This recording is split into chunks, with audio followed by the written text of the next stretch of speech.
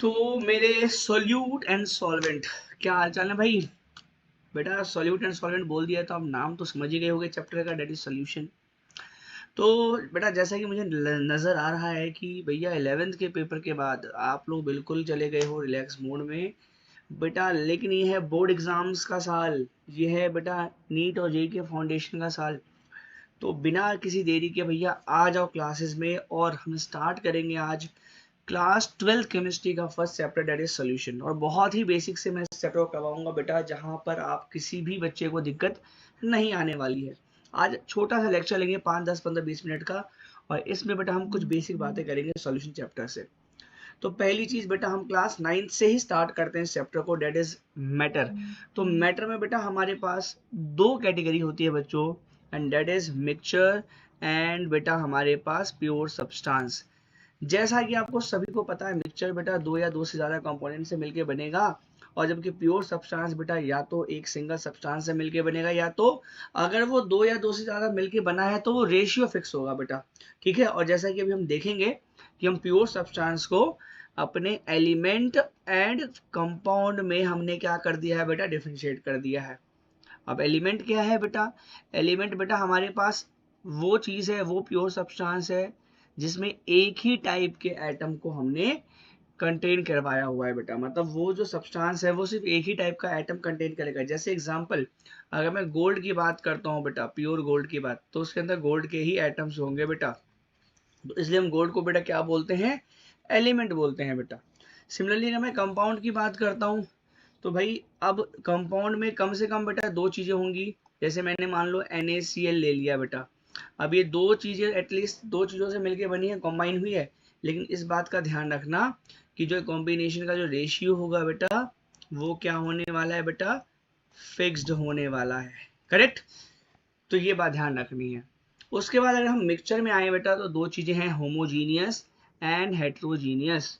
अब बेटा homogeneous and heterogeneous की बात अगर हम करें, तो होमोजीनियस में क्या होता है बेटा? ये यूनिफॉर्म कंपोजिशन को कंटेन करता है बेटा, यूनिफॉर्म कंपोजिशन को कंटेन करता है। अब देखो जो चैप्टर है तुम्हारा सॉल्यूशन, इस सॉल्यूशन में जब हम बात करेंगे तो सॉल्यूशन एग्जांपल है बेटा किसका हमारे पास?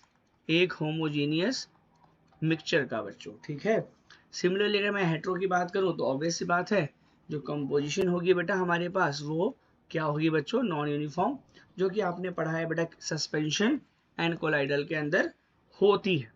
तो ये बेसिक डिफरेंशिएशन था बेटा हमारे पास, जहां पे हमने मिक्सचर के दो टाइप पढ़े, होमोजीनियस एंड हेट्रोजीनियस। अब क्योंकि बेटा इस क्लास 12th में हमें सॉल्यूशन पढ़ना है, तो अब आपको ये मालूम होगा बेटा कि जो सॉल्यूशन है वो एक होमोजीनियस मिक्सचर के बारे में बात कर रहा है। ठीक है, मतलब सॉल्यूशन जो एक एग्जांपल है बेटा होमोजीनियस मिक्सचर का। इसलिए हम जब इसकी डेफिनेशन की ओर भी जाएंगे बेटा, तो हम यही लिखेंगे कि सॉल्यूशन जो है बेटा क्या है? वो एक होमोजीनियस मिक्सचर है बेटा, जिसमें हम दो या दो से ज्यादा सब्सटेंस को रिएक्ट करवा रहे हैं। अच्छा, वो सब्सटेंस जो हम मिला रहे हैं बेटा, वो केमिकली नॉन रिएक्टिंग होना चाहिए। मतलब ऐसा नहीं कि अब एग्जांपल ले लो चीनी और पानी को। अब भाई जब तुम चीनी और पानी को मिला रहे हो तो उनकी प्रॉपर्टी अलग नहीं हो गई भाई, वो पानी आपको मीठा ही टेस्ट में लगेगा। ऐसा नहीं है कि भाई उसकी केमिकल प्रॉपर्टी चेंज हो गई। ठीक है, हाँ तो ये है, बट हाँ कंपोजिशन हम वेरी कर सकते हैं बेटा विद सर्टेन लिमिट। ठीक है, ये चीज ध्यान रखना। तो solution is a homogeneous mixture of two और मोर कंपोनेंट्स, लिख सकते हो आसान भाषा में बेटा। ठीक है, अब जब कंपोनेंट की बात की है बच्चों, तो वो कंपोनेंट जो होगा बेटा क्या होगा? पहला कंपोनेंट होगा बेटा सॉल्यूट, और दूसरा कंपोनेंट होगा बच्चों सॉल्वेंट। तो इन दो चीजों से बेटा मिलके क्या बन रहा है? सॉल्यूशन, जिसके अंदर जो उस सॉल्यूशन का फिजिकल स्टेट है, मतलब वो दिखने में कैसा है भाई। अब मान लो तुमने चीनी का पानी बनाया बेटा, चीनी पानी का घोल बनाया, सॉल्यूशन बनाया। अब वो सॉल्यूशन बनने के बाद कैसा नजर आएगा बेटा? चीनी की तरह या पानी की तरह? ऑब्वियस सी बात है पानी की तरह। रीजन क्योंकि सॉल्वेंट जो है बेटा वो ज्यादा क्वांटिटी में है। तो हमेशा ये ध्यान रखना कि सॉल्वेंट जो है बेटा एक सॉल्यूशन की फिजिकल स्टेट को बताता है कि वो सॉल्यूशन कैसा दिखने वाला है। ठीक है, दैट इज, ये मेन बात है। नाउ एक बहुत इंपॉर्टेंट सी बात पता होनी चाहिए कि भाई वाटर जो है बेटा वो लगभग क्या है? Universal solvent. लगभग हर एक चीजों को बेटा वाटर अपने अंदर डिसॉल्व कर लेगा बेटा। क्या कर लेगा? डिसॉल्व कर लेगा। करेक्ट? नाउ और आगे आते हैं भाई सॉल्यूशन और अगर सॉल्वेंट के हिसाब से देखें हम कि सॉल्वेंट ज़्यादा है या कम है, तो या सॉल्वेंट पानी है या सॉल्वेंट के अलावा कुछ और है, वाटर के अलावा सॉल्वेंट कुछ और है, तो बेटा वो हमारे पास दो टाइप में होता है, एक्वस एंड नॉन एक्वस। मतलब अगर तुम्हारा सॉल्वेंट वाटर है बेटा तो हम क्या बोल देंगे, वो सॉल्यूशन एक्वस है। 10th में भी तुमने बहुत ज़्यादा ये रिपीट किया है। और नॉन एक्वस का मतलब बेटा हमने वाटर के अलावा जो सॉल्वेंट है कुछ और ले लिया है। फॉर एग्जाम्पल हमने HCl ले लिया, फॉर एग्जाम्पल हमारे पास हमने एसीटोन ले लिया, फॉर एग्जाम्पल इथेनॉल ले लिया, तो ये नॉन एक्वस सॉल्यूशंस हैं। ठीक है बेटा, वाई रीजन क्या है बेटा हमारे पास, क्योंकि एक्वस में हमने सॉल्वेंट को एज अ वाटर माना है बच्चों। ठीक है, अब बेटा कितने चीजें तुमने मिलाई हैं, that is on the basis of number of components. एक चीज मिलाई है अपने सॉल्यूशन के अंदर, दो चीज मिलाई है, तीन चीजें मिलाई है। अच्छा, एक चीज वाले को सॉल्यूशन नहीं बोलेंगे बेटा, बिकॉज कम से कम दो कंपोनेंट तो होंगे ना, सॉल्यूट एंड सॉल्वेंट। ठीक है, तो यहाँ पर ध्यान रखना कि जो बाइनरी सॉल्यूशन है बेटा हमारे पास, उसको तब बोला जाएगा बाइनरी सॉल्यूशन जब उसके अंदर दो कंपोनेंट होंगे बेटा। मतलब एक सॉल्यूट होगा बेटा और एक क्या होगा बेटा हमारे पास, सॉल्वेंट होगा। रीजन कि भाई दो चीजें मिलके बनी है, इसको कॉल बाइनरी सॉल्यूशन।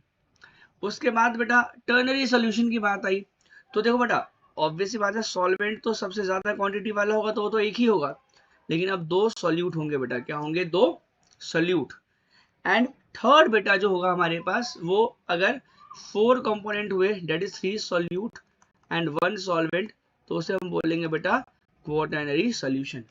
तो ये बाइनरी, टर्नरी एंड क्वाटरनरी, ये तीन टाइप के सॉल्यूशन हो गए बेटा on the basis of what, कि कितने कंपोनेंट हमारे सॉल्यूशन के अंदर है। अब बेटा देखो अभी तक एग्जाम पॉइंट ऑफ व्यू से क्वेश्चन नहीं बनने वाला था, बट ये जो एनसीईआरटी का एक टेबल है बेटा, इस एग्जाम में थोड़े बहुत क्वेश्चन पूछे जाते हैं। तो यहाँ पर इसको याद रखने वाली चीज है बेटा, यहाँ पे अब टाइप ऑफ सॉल्यूशन है कि आपका सॉल्वेंट कैसा है बेटा, मतलब सॉल्वेंट आपका सॉलिड है, लिक्विड है या गैस है। कहने का मतलब देखो इस सब में सॉल्वेंट बेटा गैसियस है, इस सब में लिक्विड और इस सब में बेटा क्या है, सॉलिड है। और तुमने पढ़ा हुआ है कि बेटा जो फेस है बेटा वो कौन डिसाइड करने वाला है, वो सॉल्वेंट डिसाइड करने वाला है बेटा। सॉल्वेंट गैस है, लिक्विड है या सॉलिड है, क्या है वो आपका क्या डिसाइड करने वाला है बेटा, सॉल्यूशन का टाइप। अब देखो बेटा हमारे पास अगर सोल्यूट गैस हुआ और सॉल्वेंट गैस हुआ तो गैसियस सॉल्यूशन बना, लिक्विड हुआ गैस हुआ तो भी गैसियस सॉल्यूशन है, और सॉलिड हुआ सॉल्यूट और सॉल्वेंट गैस हुआ तो भी गैसियस सॉल्यूशन है। मतलब जो ये नाम है बेटा ये on the basis of solvent लिया गया है। ठीक है, तो मैं ये कह सकता हूँ कि अगर सॉल्वेंट गैस है बेटा तो गैसियस सॉल्यूशन, सॉल्वेंट लिक्विड है तो लिक्विड सॉल्यूशन, सॉल्वेंट सॉलिड है तो सॉलिड सॉल्यूशन। अब आपको पेपर में इनके एग्जाम्पल याद करने। फॉर एग्जाम्पल मैं तुमसे पूछूं गैस और गैस का मिक्सचर क्या है बेटा, that is mixture of oxygen and nitrogen gas. Liquid एक chloroform mix with nitrogen gas, solid camphor mix with nitrogen gas. तो बेटा ये जितने भी आपको एग्जाम्पल दिए हैं, खासकर सॉलिड वाले एग्जाम्पल आप बेटा बहुत इंपॉर्टेंट से याद रख सकते हो। एक सबसे बड़ी बात, अब ना एक बड़ी मजेदार सी चीज है बेटा कि हम ना इस चैप्टर में मेजर दो लॉज पढ़ेंगे, हैंडीज लॉ एंड बेटा रॉल्स लॉ।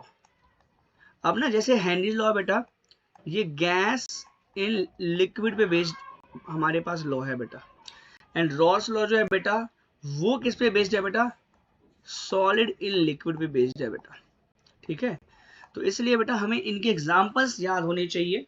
लिक्विड के एग्जांपल देख लो, oxygen dissolve in water, correct. Liquid in liquid बेटा इथेनॉल भी लिक्विड है, वाटर भी लिक्विड है बेटा। सॉलिड लिक्विड मतलब ग्लूकोज को हमने डिसॉल्व कर लिया वाटर के अंदर।